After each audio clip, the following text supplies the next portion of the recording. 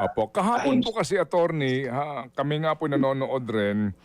Nung una, kasi nga gusto ho namin na mayroong po miyembro ng komite na magtanong ng malaliman, kumbaga to test the credibility of the witness. No?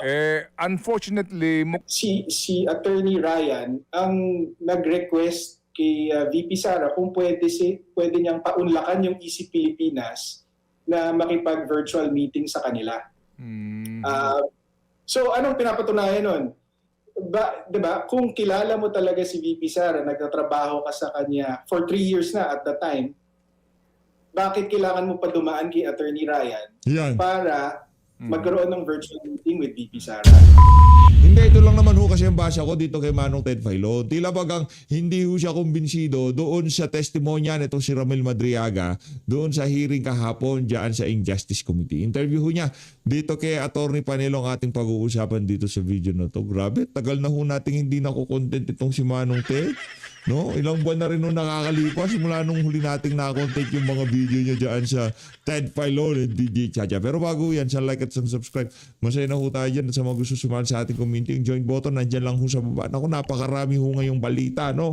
Kaya wag ho kayo magpabudol, especially sa mainstream media. Talaga nagpapakalat ho sila ng kung ano-anong naratibo na talagang magkakilala, close ng mga Duterte itong si Ramil Madriaga. Kahit sino hong magsalita na sa circle ng mga Duterte, wala ho talagang koneksyon itong mama na to sa mga Duterte, lalo na dito kay dating Pangulong Rodrigo Duterte. Heto, rekta ho tayo kay Manong Ted Filon. Game!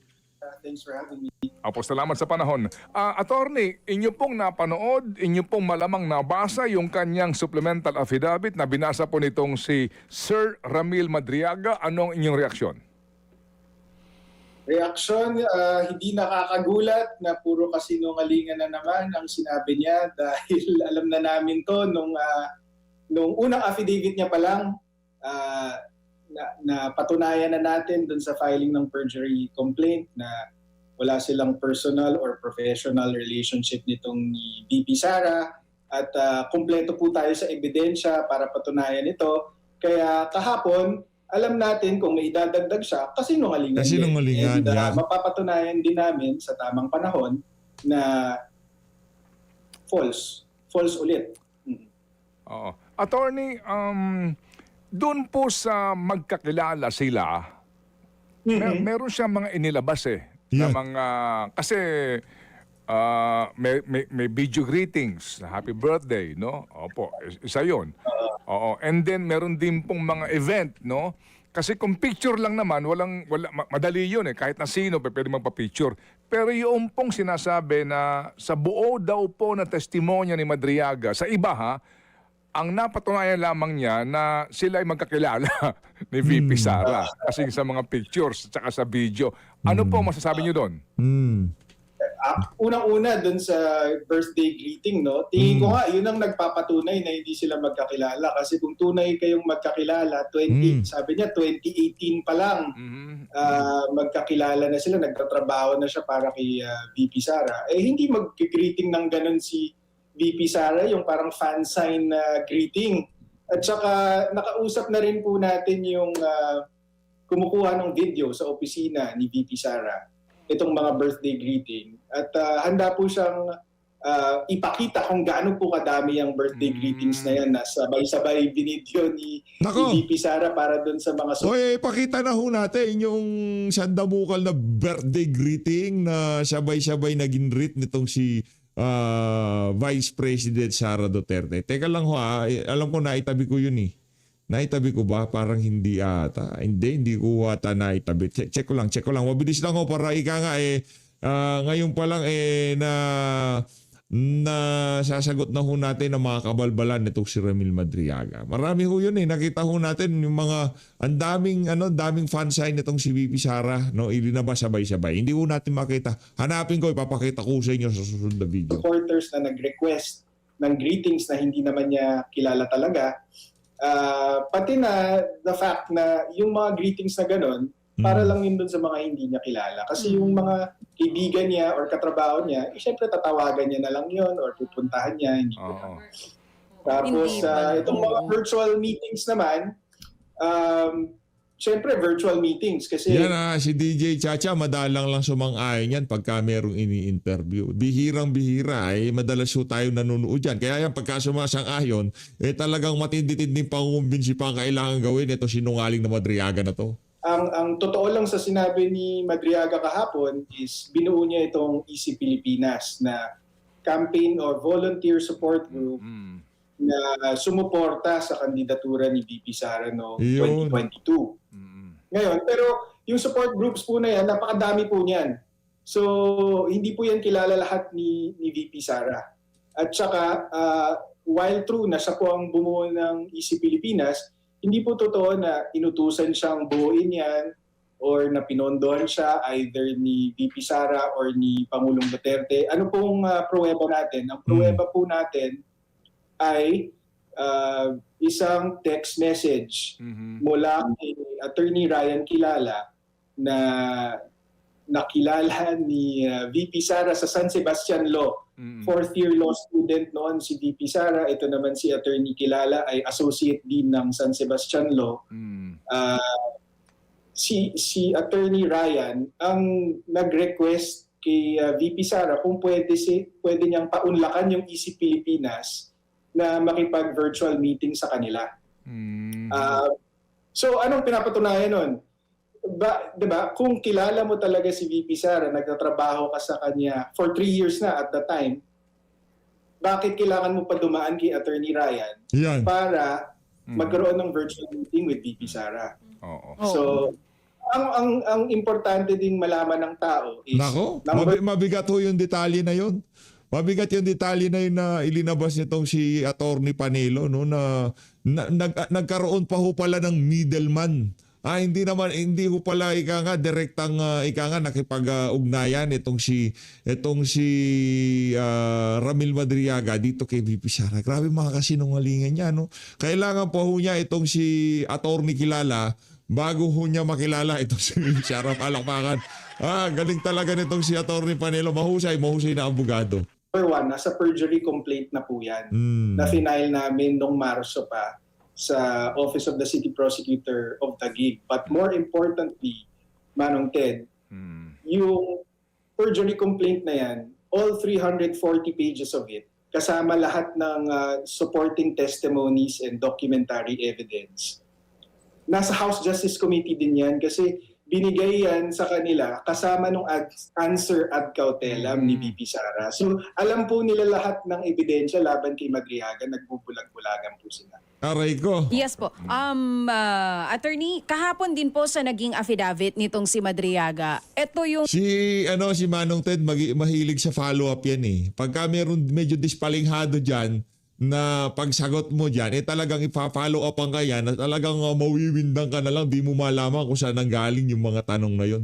Pero base sa ating nakikita dito sa interview na to, marami pa kong kailangan pangungumbinsi na gawin itong si Ramil Madriaga kasi base sa ating nakikita at naririnig, hindi ho naniniwala sa mga kabuktutan niya ang sambayan ng Pilipino. Kung pumukaw sa atensyon ko, meron siya sinasabi na ginamit siya noong termino ng dating Pangulo para maging dummy sa paglilipat po nitong malalaking halaga ng pera. Yeah. And then pumayag din po siya, pumirma siya nitong waiver for the bank secrecy rights. Kayo po ba sa kampo dyan ni VP Sara, very confident kayo na kahit ipakita itong mga bank transactions nitong si Madriaga, wala siyang mapapatunayan na koneksyon sa mga Duterte?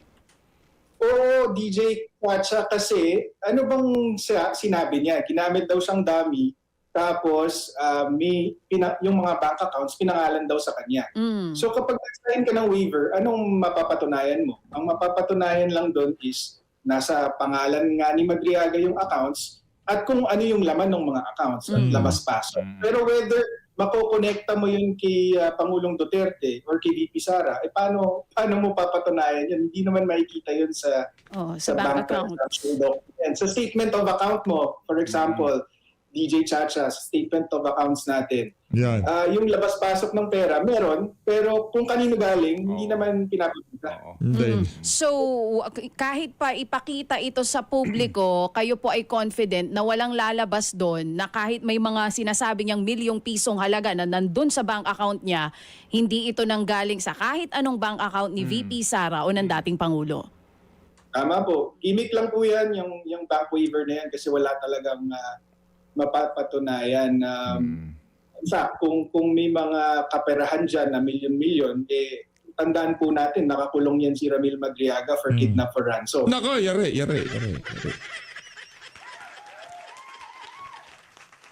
Hello ko na. Sorry, boy. Yun po ang negosyo ng mamang yan. So kung may kaperahan doon, baka yun proceeds po ng kidnap for ransom. Oh. So, ano ang reaksyon po ng kampo ni VP Sara doon naman sa sinasabi na plano na pag umano nga ay babaksakin si Marcos Jr., pati nga kay Trillanes, kaya si Trillanes po, si former senator, ay imbitado sa next hearing? Yun nga po considering the source, hindi po kami naniniwala at tingin ko mapapatunayan din pong nagsisinungaling siya tungkol sa mga bagay na yan. Kasi so far, kasi siyempre nag-monitor tayo buong araw. Right after, may mga tumatawag na mga gustong tumulong. Pero so far, sa mga nakausap ko na malapit na tao kay Pangulong Duterte, wala silang kilalang Ramil Madriaga. Oo. Kasi nga po. Sa tamang panahon, ilalabas po namin yung mga pruweba na imposible yung mga nasabi ni Ramil Madriaga tungkol kay Pangulong Duterte, pati na rin kay VP Sara. At yun kasi yung problema kay Ramil Madriaga, problema ng kampo nila at regalo naman sa amin is wala silang katibayan dun sa mga mabibigat na paratang. Ang napakita nilang na mga ebidensya nga is itong mga birthday greeting na hindi naman nagpapatunay na mapagkakatiwalaan ka ng sensitibong trabaho. Diba? Intelligence work daw, in security, transporting cash. Diba? Bakit naman siya pagkakatiwalaan? Ang daming VP, SPG, OVP, DepEd officers and personnel na maaring pagkatiwalaan sa mga ganong klaseng sensitibong trabaho. Meron na po tayong certification mula sa mga opisinang yon na wala pong Ramil Madriaga na konektado o empleyado. Opo. Kahapon po kasi, attorney, kami nga po nanonood rin. Nung una, kasi nga gusto ho namin na mayroong po miyembro ng komite na magtanong ng malaliman, kumbaga to test the credibility of the witness. No? Unfortunately, mukhang may panuntunan sila doon na clarificatory questions lang. Yan. Alam niyo yun? Ano ang inyong reaksyon doon sa ganun pong uri ng sistema na parang hindi mo man lang matest yung kanyang kredibilidad? Opo. Ang pinapatunayan nun, Manong Ted, is sinisiraan lang nila si VP doon sa, di ba pinapakita nila yung upuan niya, yung upuan niyang walang nakaupo. Di ba may reserve silang upuan para kay VP Sara doon sa hearing, tapos mayat-maya pinapakita nila na hindi dumalo si VP Sara kahit binigyan natin siya ng pagkakataon. So, pinapatunayan lang ng proseso na ginamit nila kahapon na walang punto. Kasi kung pumunta doon si VP Sara to test the credibility of Ramil Madriaga, hindi pala pwede. Hindi naman pala pwedeng mag-probing questions. At sa akin, katawa-tawa din na meron pa silang moro-moro doon na may isang congresswoman na nagsabi na nag-plea siya sa members ng committee na let's confine ourselves to the impeachment complaints. Wag na tayong magtanong ng probing questions kasi hindi natin trabaho yan. Pero bawal mag-probing questions, pero isang supplemental affidavit na mas mahaba pa sa original affidavit na hindi naman kasama sa impeachment complaint, pwede. Tapos hindi mo pwedeng i-test yung credibility ng umama doon sa supplemental affidavit. So, di ba? Naglolokohan lang sila. Lokohan. Attorney Salvador, singit lang po ako, Manong Ted. Ang sinasabi... Gusto ko to si DJ Chacha ngayon. Gusto ko yung mga ano niya, yung pagbira niya dito sa issue na to. Palakpakan muna natin si DJ Chacha. nila dyan even before pa. Oh, Gusto ko yan. marinig tugon nyo dito eh. Oh, yan. Clarificatory hearing ito, ang cross-examination kay Madriaga ay sa Senado pa daw po mangyayari kung aakyat sa Senado ang impeachment. Anong tugon nyo po doon? Hindi, yun nga. Tama naman po yun. Pero ang masama is ginagamit nila yung paggamit ni VP Sara ng karapatan niya na hindi dumalo sa House Justice Committee bilang sandata. Diba, ginagamit nilang weapon ito na kita mo, duwag to, hindi sila nagpapakita sa hearing kahit binigyan sila ng pagkakataon. Pero sabi ko nga, sila yung duwag, sila yung takot kasi ayaw nilang lumaban ng patas. Kasi kung patas ang labanan, hindi nila matatalo si VP Sara sa impeachment man o sa eleksyon. Okay, so sir, bakit ba ayaw humarap ni VP Sara dyan sa hearing na yan? Kahit na po tanggalin mo si Madriaga sa equation, bakit ayaw niya humarap? Ayan. Ano pa pong punto kasi? Diba, Naku. pre-judge na po ito eh. Pre-judge na eh, Halatang-halata oo. naman po. So ano pang mangyayari doon? Hindi ba? Parang aapihin lang siya doon. Aapihin lang. Diba? Puro kalokohan lang sasabihin nila, no? Mag-grandstanding lang si Luistro, magbibida-bidahan lang to si Benny Abante, magbabanal-banalan lang si Benny Abante, di ba? Hindi naman niya mailalabas Alam na natin yan. yung mga gusto niyang sabihin. Ay katulad kahapon, diba? Hindi naman niya cross-examine pala itong si Ramil Madriaga. So ano pong punto? Kaya namang gawin yun sa Senate, sa isang proper trial, kung saan umaasa ang kampo ni VP Sara na mas patas ang labanan. Okay, so anticipated ni VP Sara na yung bloodbath na binabanggit niya mangyayari in the Senate, meaning papanik ito in the Senate na impeachment complaint. Posible. Actually, meron akong kwento. Yan. Meron ako. Ano? Okay. Dito, kasi yung pangalawang impeachment po, just to clarify, hindi po ako kasama sa impeachment defense team. Ang mandato ko po kay VP Sara, abogado po niya ako para doon sa perjury complaint na final namin sa kay Ramil Madriaga. Pero may kwento po ako dyan tungkol sa bloodbath comment. And it's in relation to what you asked. Nung first impeachment complaint pa lamang, di ba ho, na-transmit na po sa Senado. Tapos, kakatapos lang po ng eleksyon at magsisimula na po dapat yung impeachment trial. So, hindi pa po ako nagtatrabaho nun para kay VP Sara.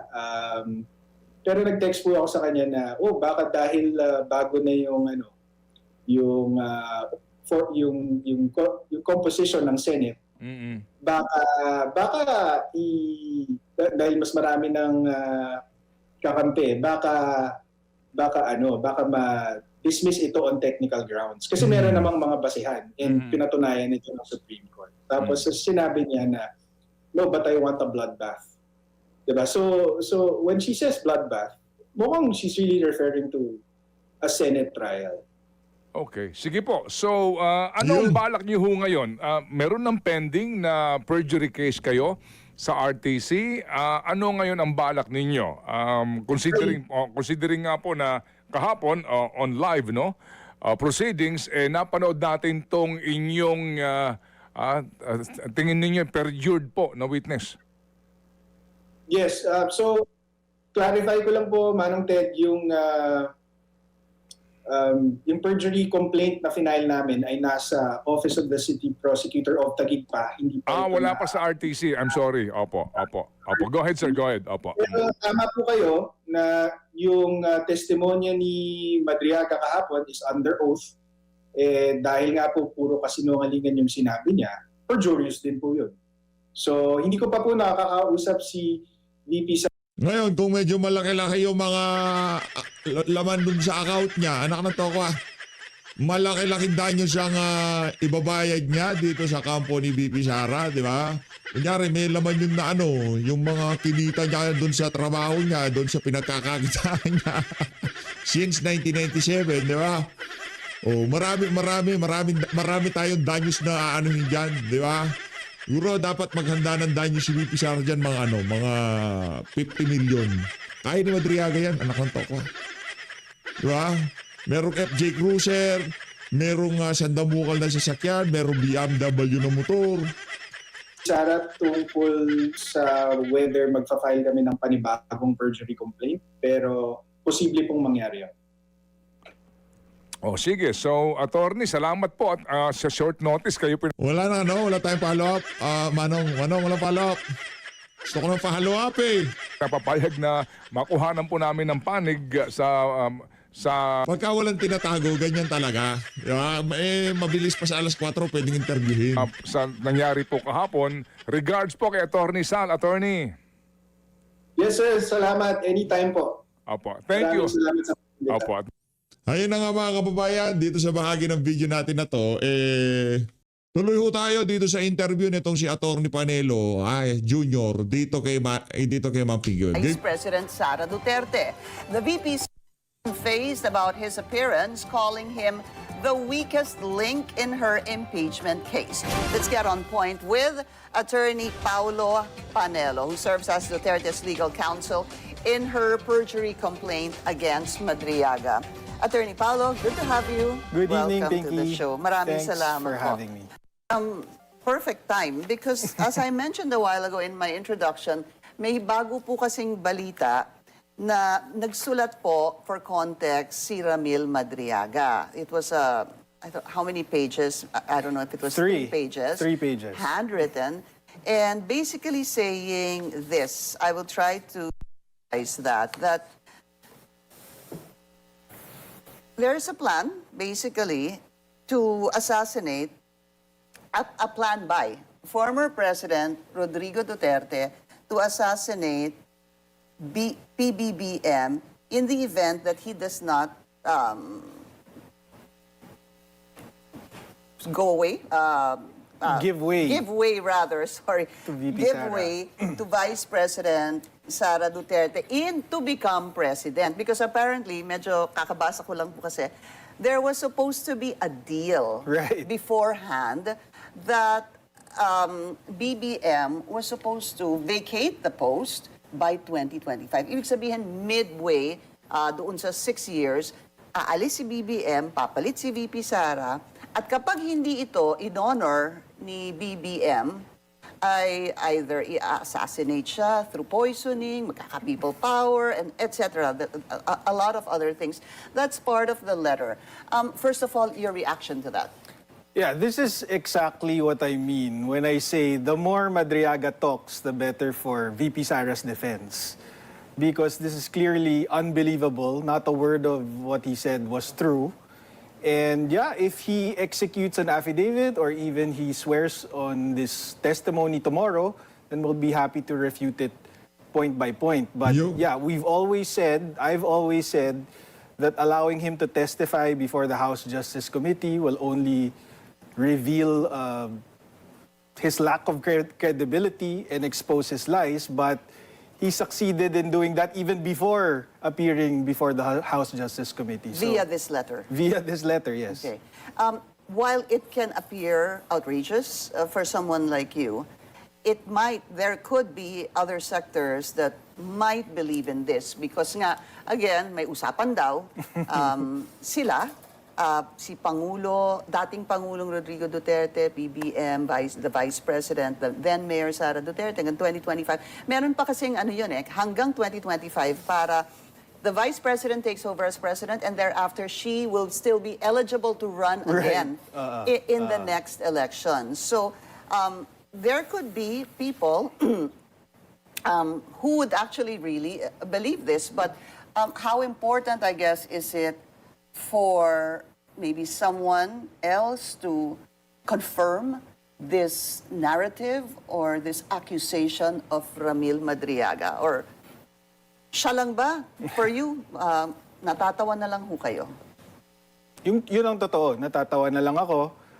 Hindi naman magiging mahirap para makakuha ng mga testimonya kahit nga mismo dun sa mga nabanggit niya, like si Senator Amy Marcos, binanggit ni Ramil Madriaga, nakasama daw sa meeting na yon.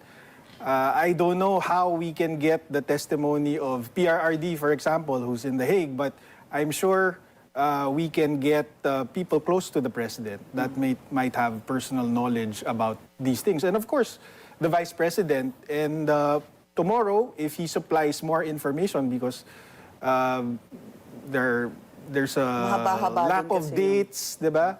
And specific details, if he supplies that, then we'll definitely use that to dismantle his lies. What do you think of the timing of this letter hours before him supposed to appear during the hearing of the... Wala bang press con ngayon si Anticlear? Ay, nahanap ko eh. Teka lang ha, tignan natin. Kung meron siyang press con, isi-segue na natin kagad yun, ha? Ito kasi si Anticlear eh. Dapat ngayon siya sana nag-press con kasi ngayon ko pinakakailangan ng tugon nila. Kasi si Marcos Jr., alam daw ho niya yung mga kasinungalingan na yun, itong si Ramil Madriaga. Naku, walang press con. Tatago si House Ante. Justice Committee. Tatago si Ante. I think it's perfect timing, to be honest. Kasi we're talking about two things, really. Ayun. Meron nung si Anticlear. Mamaya. Legal and public perception. In terms of legal, this is perfect timing because this just shows how incredible his testimony is and how outrageous the claims of Madriaga is. For example, kahit lang yung sinasabi niya na he gives advice to the former president. In 2018, he must have been a politician already for over 30 years. To give advice. And then you want us to believe na a career criminal like Ramil Madriaga gives advice to the former president. So, dun pa lang parang hindi nakapani-paniwala. Public perception-wise, this is something, of course, that we have to contend with. Sabi mo nga, baka may mga maniwala. But that's why we're granting these interviews. We are sharing with the media our evidence against Madriaga to show that he's a fraud.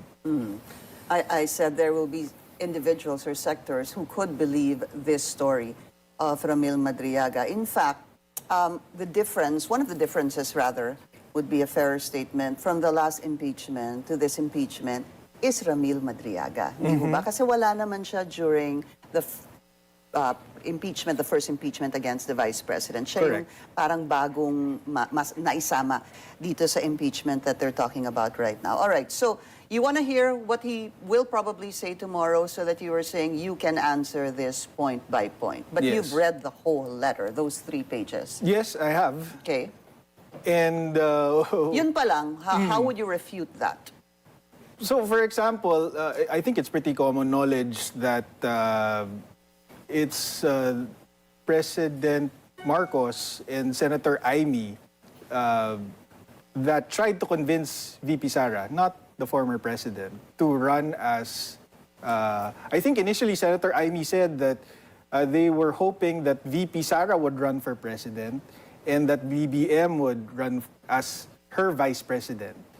Pero in some miracle, she agreed to slide down to vice president. So doon pa lang labo-labo na yung storya ni But yun yung Madriaga. story ni Ramil Madriaga. Yan yung basically, yan yung nakasulat dyan sa letter na they were able to convince the Sara Duterte, para lang hindi magulo, na maging VP ni BBM.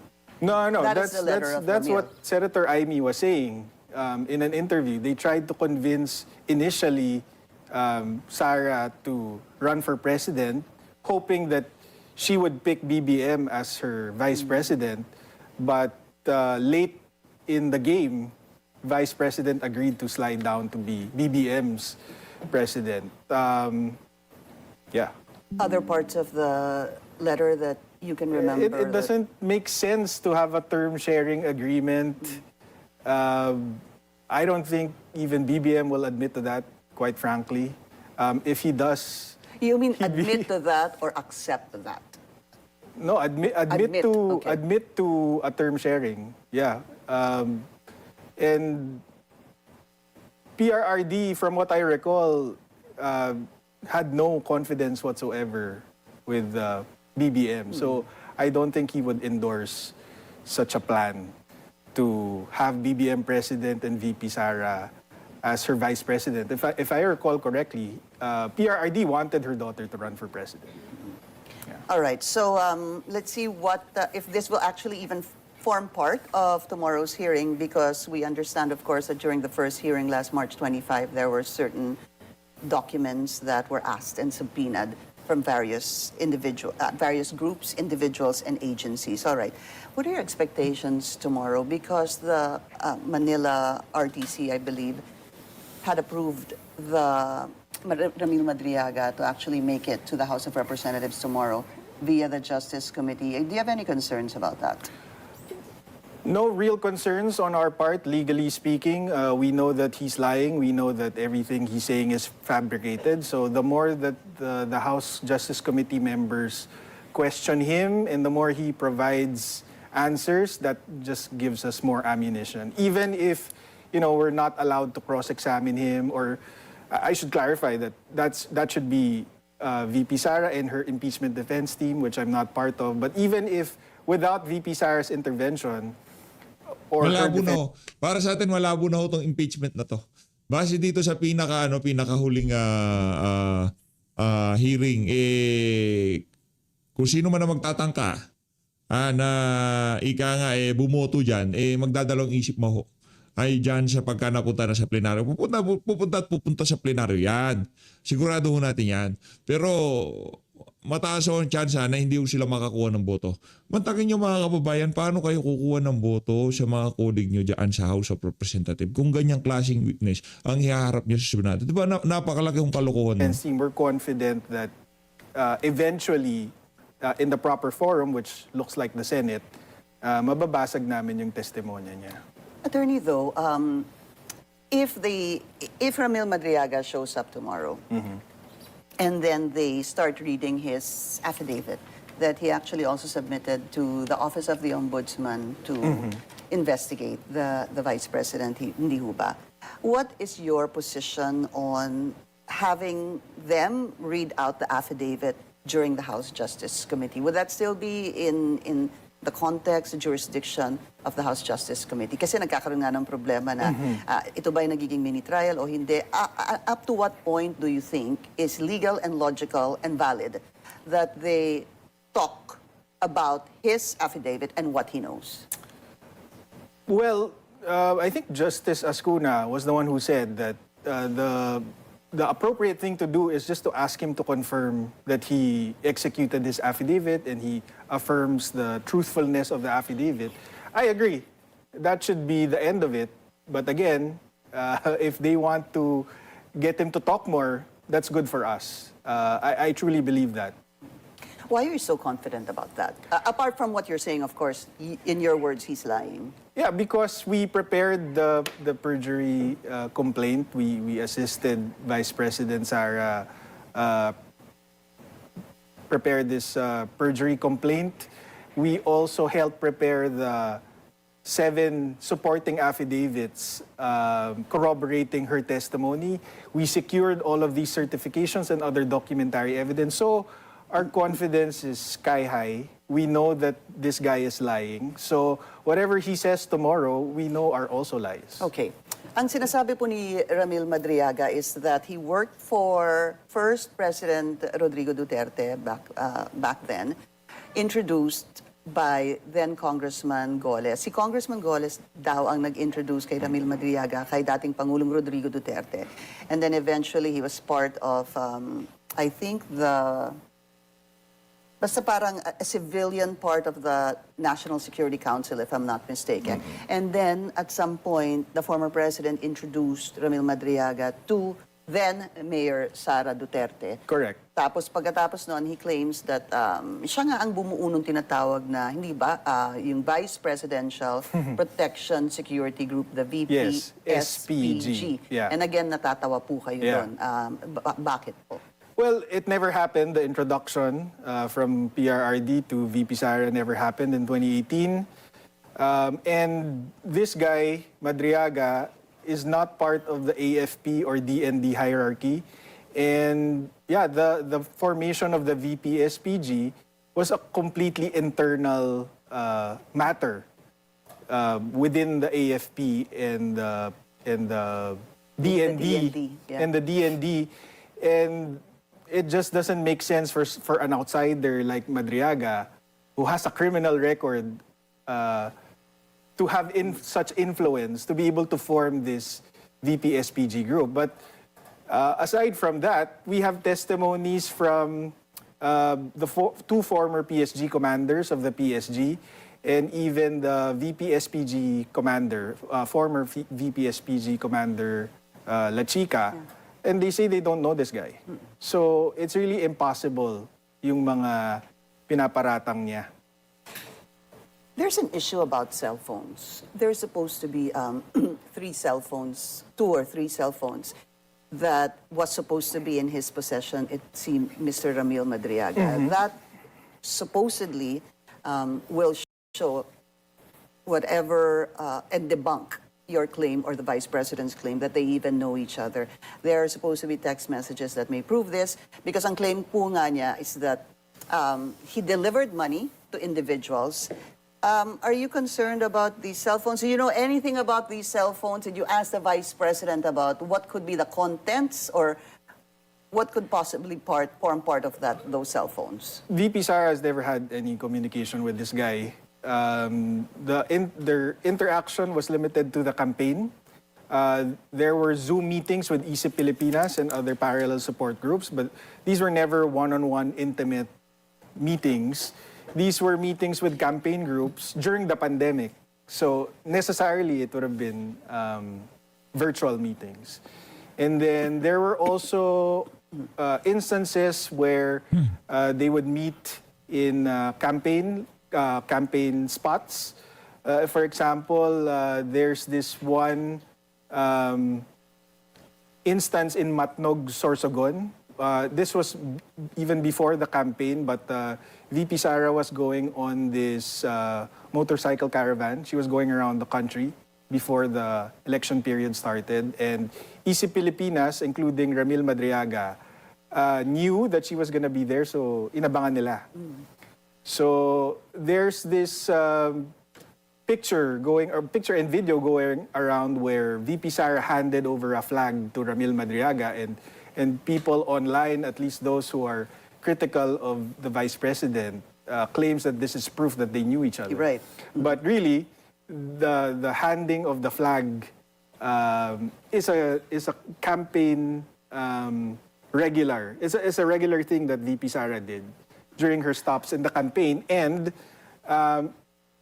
she actually asked Attorney Ryan Kilala, who was a former associate dean of San Sebastian, where the Vice President took up her law.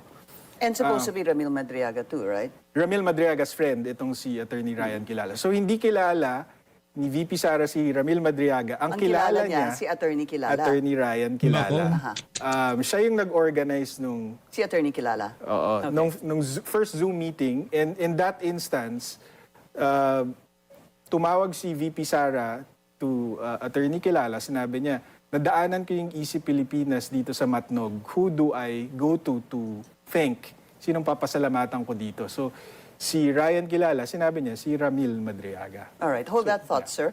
We just need to take a very short break. We'll continue our Panelo, who serves as the Vice President Sara Duterte's counsel in her perjury complaint against Ramil Madriaga. Let's continue on with what you were saying. So, tinawagan po ni VP Sara si Attorney Kilala. Yeah. Galing po silang, they were both law students in...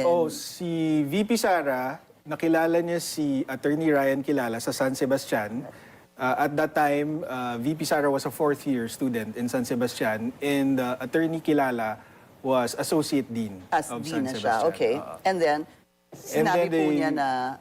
they kept touch over the years, and then si Ramil Madriaga, binuo niya tong EC Pilipinas, but hindi niya kilala personal si VP Sara, so Ramil requested Attorney Ryan to facilitate this first virtual meeting with VP Sara, and I think that happened in October 2021. So, yun pa lang, that testimony from Ryan Kilala, dismantles Ramil's claim na inutusan siyang ibuo yung Isip Pilipinas because hindi niya nga kilala si VP Sara. Kung kilala niya, di sana hindi na niya kailangan dumaan kay Attorney Ryan to organize that first virtual meeting. Yeah. What else was Attorney Kilala saying? Naku, walang follow-up si Ma'am Pinky doon. Tama, sabi siguro niya, tama nga, nagme-make sense. Kung kilala niya talaga, bakit kailangan pa sa kilala? About Ramil Madriaga. Well, he was actually, I think people close to the Vice President during the campaign cautioned him kung bakit siya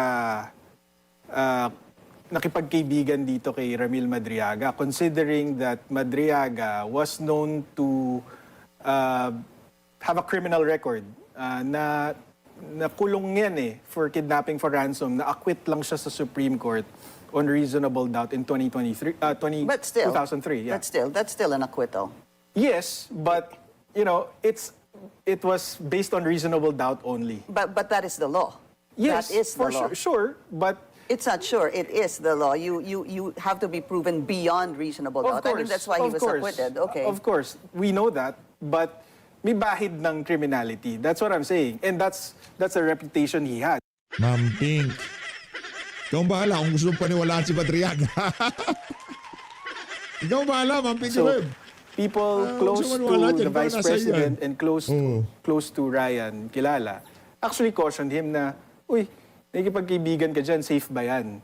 But Attorney Ryan thought na, nakulong na siya before, siguro naman hindi na siya, mag-iingat na siya, he wouldn't involve himself in these things. But lo and behold, the PNP anti-kidnapping group itself labeled him as one of the top 5 most wanted kidnappers in the country and labeled the kidnapping for ransom, Madriaga kidnapping for ransom group as one of the most dangerous criminal syndicates in recent history. Ayun na nga mga kababayan, wala hong walang diin yung mga follow-up. Ayaw ho natin, malalamya yung follow-up nitong si Ma'am Pinky. As always, maraming salamat po sa pag-support sa PH Update. Mag-ingat po kayo lahat. Ang lahat ng Pilipinas. Maraming salamat mga kababayan.